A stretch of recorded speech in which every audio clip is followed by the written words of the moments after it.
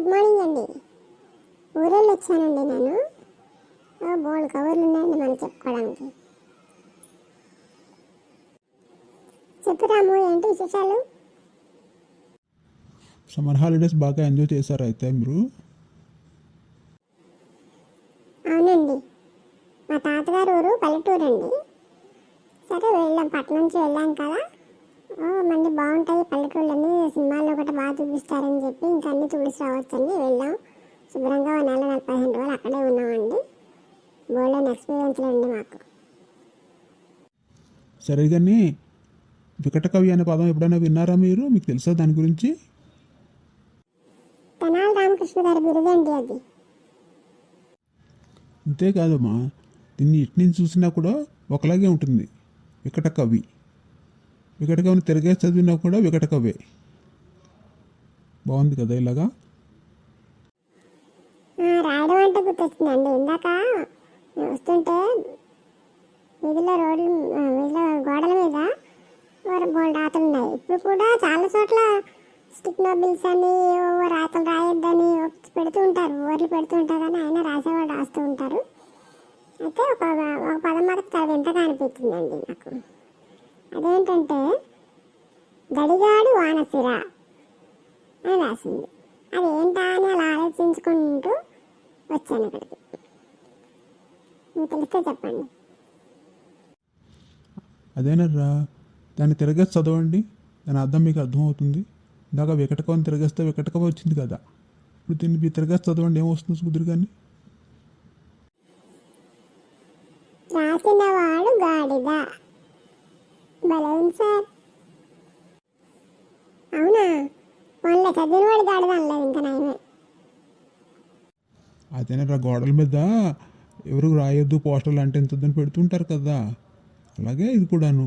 ఇలా రాస్తే ఎవరు రాయకుండా ఉంటారు కదా అని రాసి ఉంటారు వాళ్ళు. ఐడియా కూడా బాగానే ఉంది. ఇలాంటిది వింత ఒకటి నేను మా తాతగారు ఊళ్ళో చూశానండి. వెళ్తుంటే అందరి గోడల మీద, సుమారుగా ఆ ఊళ్ళో చాలా గోడల మీద ఓ స్త్రీ రేపురా అని రాసిందండి. అది ఏంటి నాకు అర్థం కాలేదు.